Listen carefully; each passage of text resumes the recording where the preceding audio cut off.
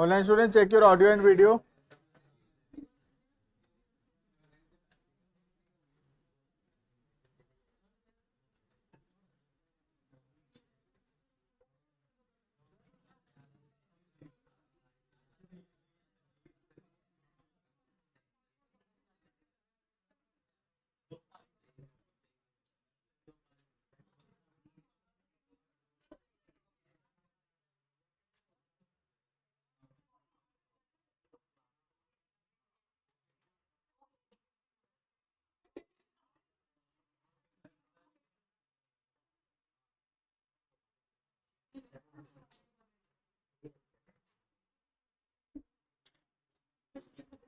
देखना, हम लोग पढ़ेंगे आगे. टॉपिक का नाम है डिमेरिट्स या डिसएडवांटेजेस ऑफ अ कंपनी.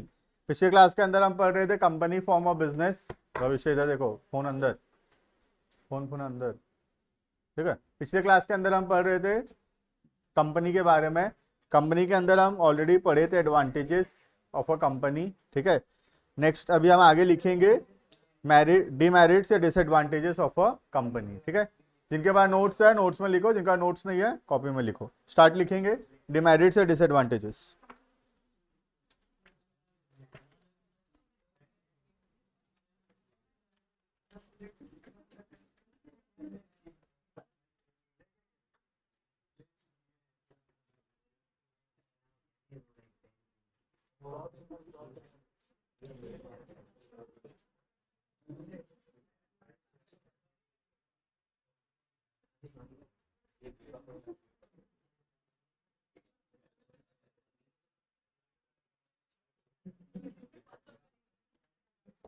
देखो, पहला पॉइंट है कॉम्प्लेक्सिटी इन फॉर्मेशन.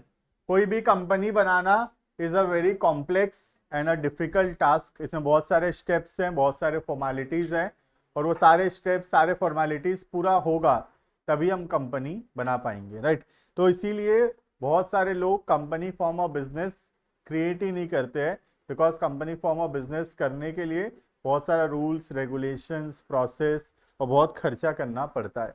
तो हो सकता है कि इसी वजह से बहुत सारे लोग कंपनी फॉर्म ऑफ बिजनेस नहीं करना चाहते.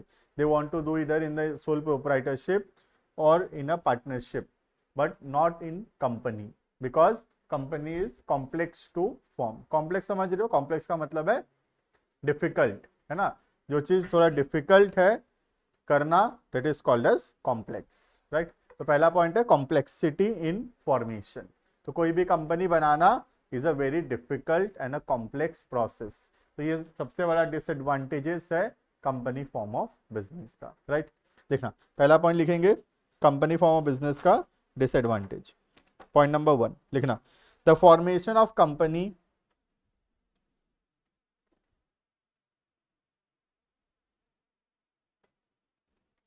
the formation of company involves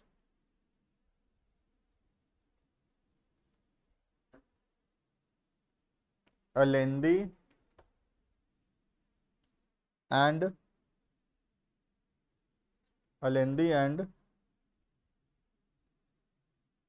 complicated procedure. The formation of company involves a lengthy and a complicated procedure.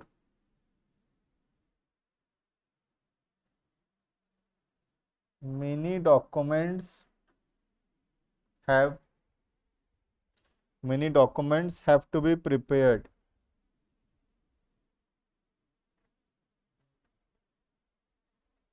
and submitted.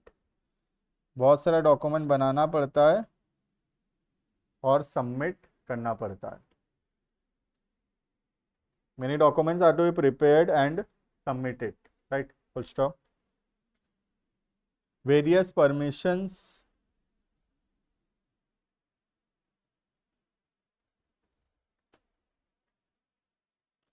is to be obtained. बहुत सारा परमिशन भी हमको लेना पड़ता है. इसी वजह से जो है कंपनी फॉर्म ऑफ बिजनेस जो है वो डिफिकल्ट टू फॉर्म है. क्लियर है? तो एक तो महंगा पड़ेगा, दूसरा बहुत सारा डॉक्यूमेंट्स बनाना पड़ेगा, सबमिट करना पड़ेगा, लेंदी प्रोसीजर है, बहुत सारा परमिशन लेना पड़ेगा. क्लियर है? सेकेंड, पॉइंट है लैक ऑफ सीक्रेसी।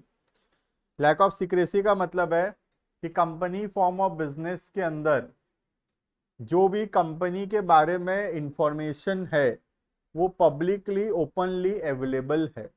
आज सोच लो तुमको अगर रिलायंस का प्रॉफिट जानना है तो हम अगर नेट में सर्च करें कि रिलायंस का पिछले साल कितना रुपए का प्रॉफिट हुआ था तो नेट में आ जाएगा कितना रुपए का प्रॉफिट हुआ था, उसके वेबसाइट में डाला हुआ है कितना का प्रॉफिट हुआ है बोल के।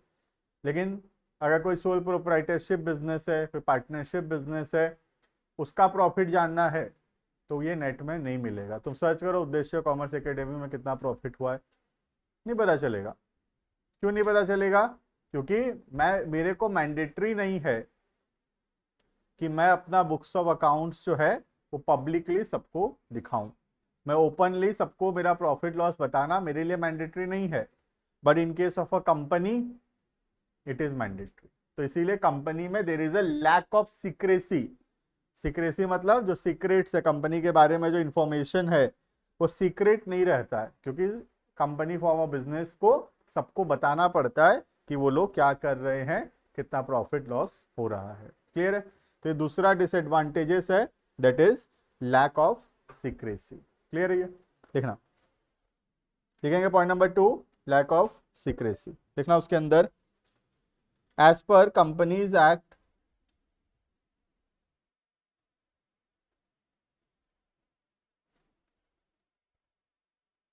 2013, as per Companies Act 2013,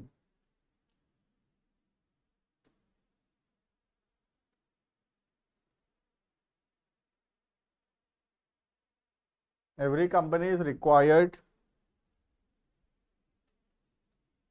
to provide information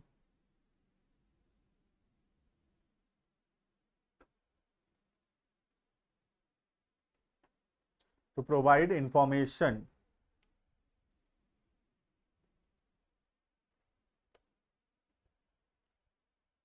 to the ROC। ROC एक बोर्ड का नाम है, गवर्नमेंट का, फुल फॉर्म है रजिस्ट्रार ऑफ कंपनीज। जैसे हमारे लिए CBSE है वैसे उनके लिए ROC है, रजिस्ट्रार ऑफ कंपनीज। ठीक है, full stop. All the informations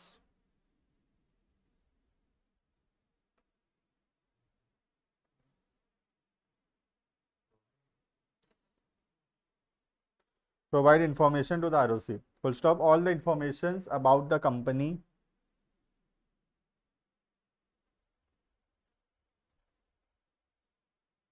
is available to the public, is available to the public।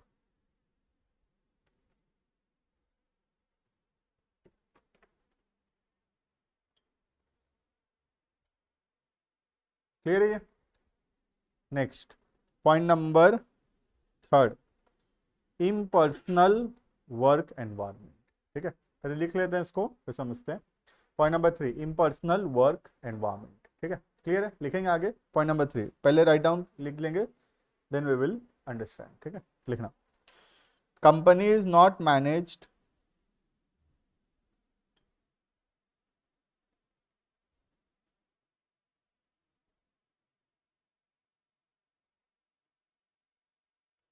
company is not managed by owners,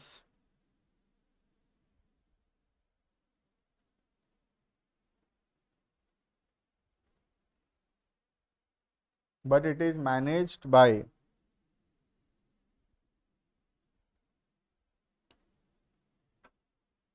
experts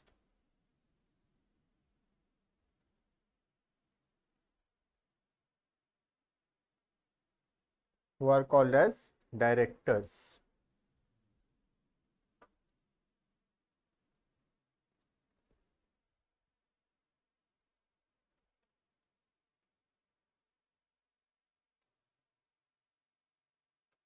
Directors get,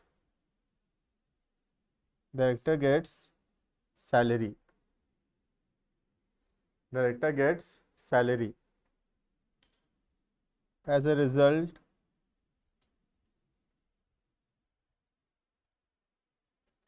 there is no relation between efforts and rewards.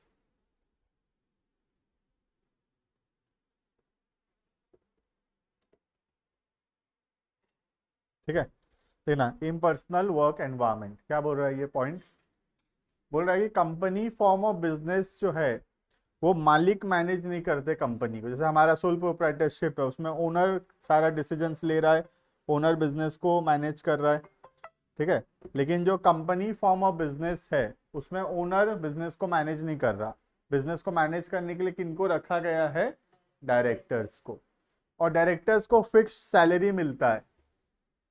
तो जिनको fix salary मिलेगा वो कभी भी अच्छे से काम नहीं करेंगे, क्योंकि अच्छे से काम करने से कंपनी अगर प्रॉफिट कमाएगा तो भी उनको तो कुछ एक्स्ट्रा मिलेगा नहीं, है ना।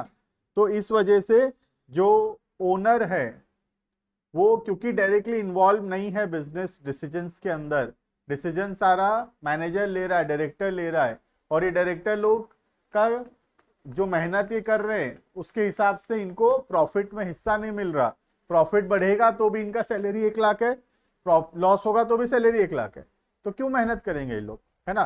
तो ऐसे ऑर्गेनाइजेशन के अंदर प्रॉब्लम होता है क्योंकि मालिक डिसीजन नहीं ले रहा, डायरेक्टर्स डिसीजन ले रहे हैं। और डायरेक्टर्स को प्रॉफिट में हिस्सा मिलेगा नहीं, डायरेक्टर्स को खाली सैलरी मिलेगा।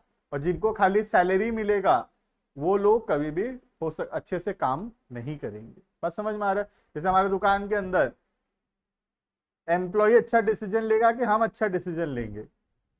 हम, क्योंकि उसको तो सैलरी फिक्स मिलेगा 10,000 रुपया महीना। बिजनेस में प्रॉफिट हो ना हो उसको तो महीना का 10,000 मिलना है। तो उसका डिसीजन मेकिंग अच्छा कभी नहीं होगा, क्योंकि वो मेहनत नहीं करेगा ऑर्गेनाइजेशन के लिए, क्योंकि उसको तो 10 ही मिलेगा। प्रॉफिट कमाए तो भी 10, लॉस हुआ तो भी 10। लेकिन प्रॉफिट कमाने से किसका फायदा होगा? ओनर का। तो अगर ओनर डिसीजंस लेते तो ज्यादा अच्छा रहता। क्लियर है ये? तो इसको बोलते हैं impersonal work environment. Personal involvement नहीं है काम में, that is impersonal work environment. Clear है ये? Next point number 4। एक second, point number 4।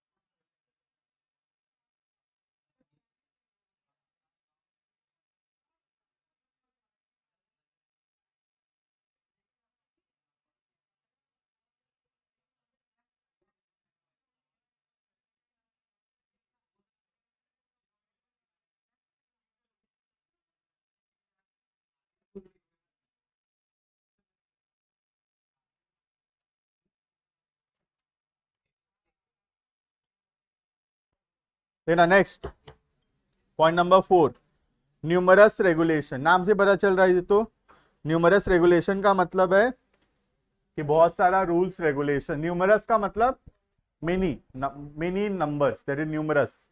To numerous regulation मतलब बहुत सारा रूल्स एंड रेगुलेशंस है, और वो सारा रूल्स एंड रेगुलेशंस को फॉलो करना डिफिकल्ट है। इसीलिए बहुत बड़ा डिसएडवांटेज है, कोई भी company form of business open नहीं करना चाहता। कंपनी फॉर्म ऑफ बिजनेस में बहुत सारे रूल्स रेगुलेशंस को फॉलो करना पड़ेगा, और वो सब रूल्स रेगुलेशंस को फॉलो करने के लिए बहुत पैसा खर्चा करना पड़ेगा। तो जैसे सोल प्रोप्राइटरशिप को मेंटेन करने के लिए साल का, सोच लो एग्जाम्पल 5,000 चाहिए, तो कंपनी को मेंटेन करने के लिए साल का 50,000 रुपये खर्चा करना पड़ेगा, राइट। तो एग्जाम्पल दिया हूँ, इंटू 10 खर्चा हो जाएगा, ठीक है। तो इसी वजह से कंपनी फॉर्म ऑफ बिजनेस कम लोग इन्वॉल्व होते हैं, ठीक है।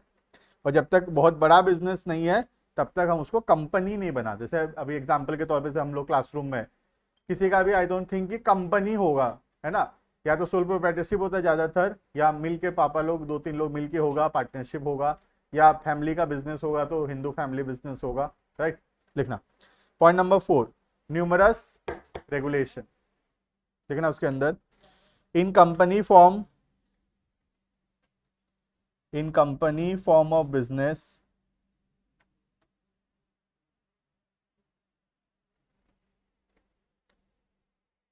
in company form of business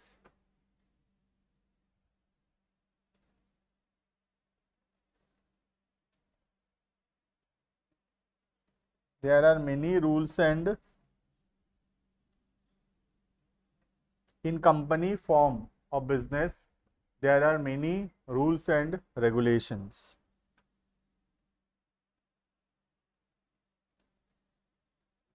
and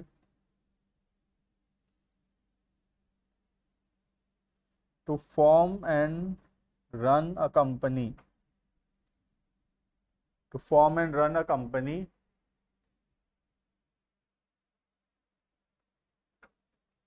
there are many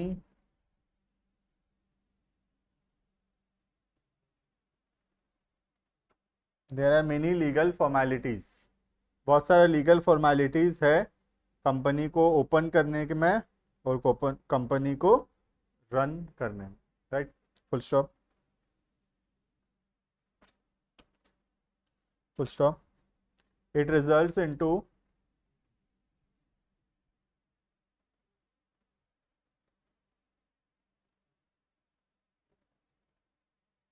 increase in cost। इससे क्या होगा, खर्चा ज्यादा होगा। It results into increase in cost।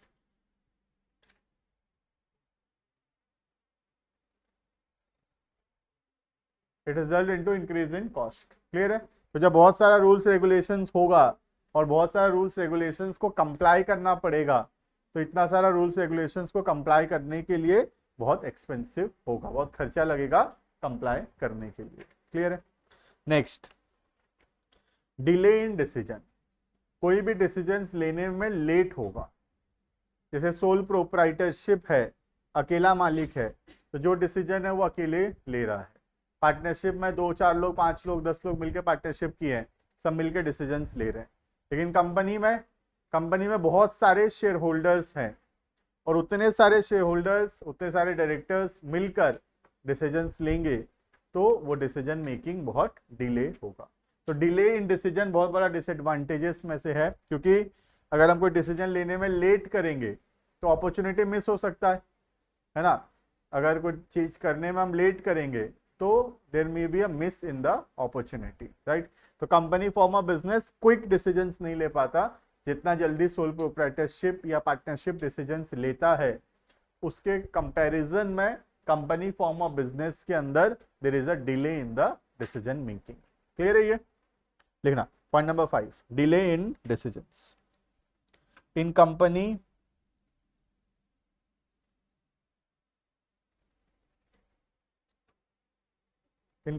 all the decisions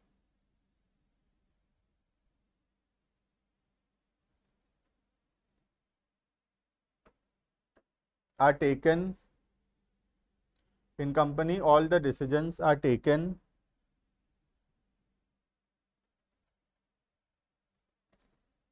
in the board meeting. In company all the decisions are taken in the board meeting. Board meeting मतलब directors लोगों का meeting, ठीक है. बोर्ड मतलब डायरेक्टर्स, ठीक है. All the decision are taken in the board meeting. Full stop. Once decisions are taken, once decisions are taken, it is communicated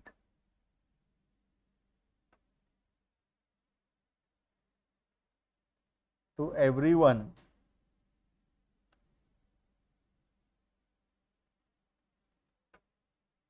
in the organization. Once decisions are taken, it is communicated to everyone in the organization. Full stop.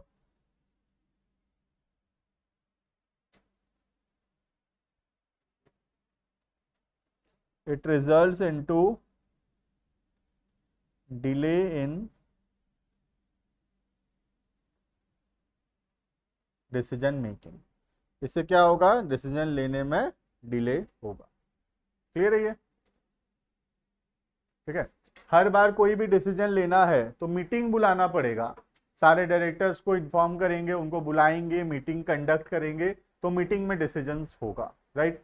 और उसके बाद decisions हो भी गया कोई चीज का, तो वो सारा डिसीजन को फिर सबको कम्युनिकेट करना है. हजारों लाखों एम्प्लॉयज हैं, सबको इन्फॉर्म करेंगे कि ये डिसीजंस हुआ है बोल के, मेल के द्वारा या कोई भी तरीके से.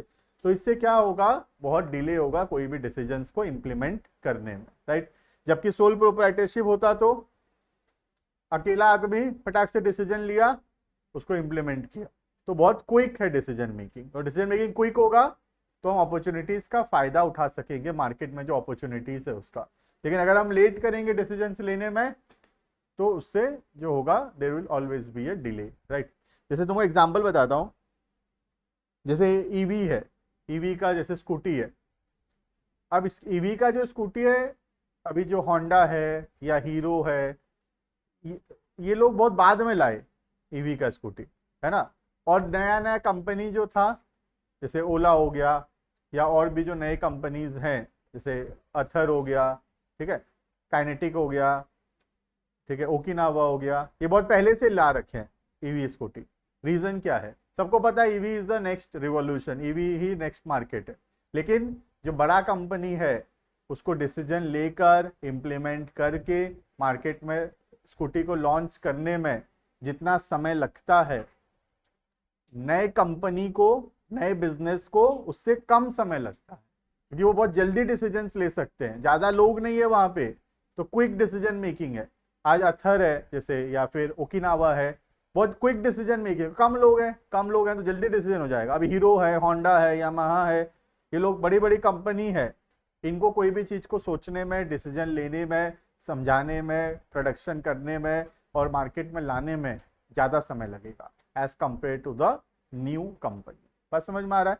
तो कोई भी नया कंपनी होगा, नया बिजनेस होगा, तो वो चीजों को जल्दी इंप्लीमेंट कर देगा as compare to the people या जो companies which are old, right. ये तुम्हारे एग्जांपल में भी, अब जैसे हम जितना क्विक डिसीजंस ले सकते हैं, हो सकता है जो ओल्ड एज लोग होंगे उतना क्विक डिसीजंस ना ले पाए. वैसे ही अगर कंपनी नया है तो जल्दी डिसीजंस ले पाएगा कंपनी, क्विक डिसीजन मेकिंग हो पाएगा. लेकिन अगर पुराना कंपनी है, बड़ा कंपनी है, तो बहुत सारे फॉर्मेलिटी करता रहेगा डिसीजन लेने के लिए, मीटिंग ही मीटिंग बुलाता रहेगा, और इससे बहुत डिले होगा डिसीजंस लेने में. क्लियर है ये. Next, conflict in interest. Conflict मतलब झगड़ा, और इंटरेस्ट का मतलब बेनिफिट. कॉन्फ्लिक्ट इन बेनिफिट मतलब बेनिफिट्स, फायदा में झगड़ा हो सकता है, कुछ लोगों के बीच में कॉन्फ्लिक्ट्स हो सकता है. किन के बीच में लिखेंगे हम लोग, लिखना. इन company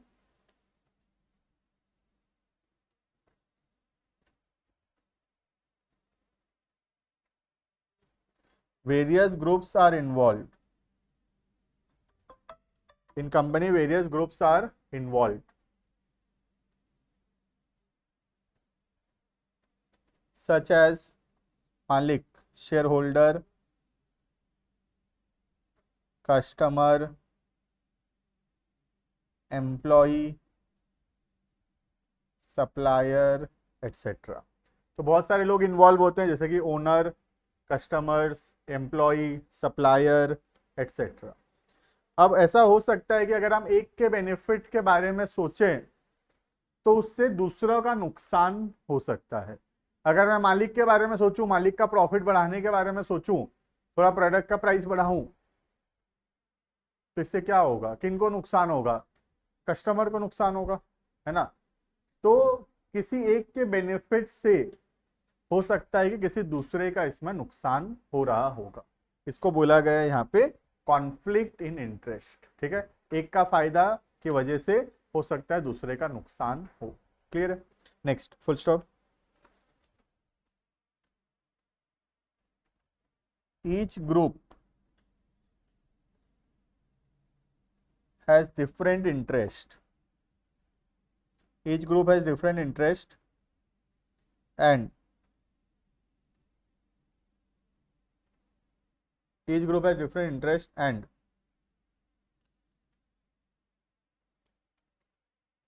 and there can be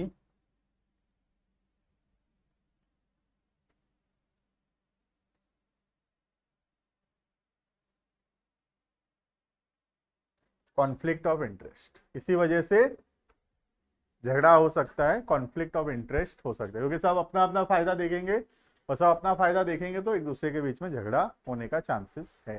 clear है ये?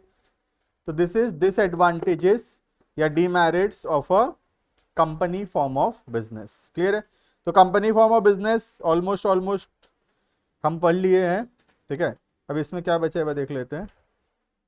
फॉर्मेशन ऑफ अ कंपनी बचा है। ठीक है, पेज नंबर 34 से फॉर्मेशन हम पढ़ेंगे नेक्स्ट क्लास से। ठीक है, अभी इतना पढ़ेंगे, नेक्स्ट क्लास से will continue and read formation of a company.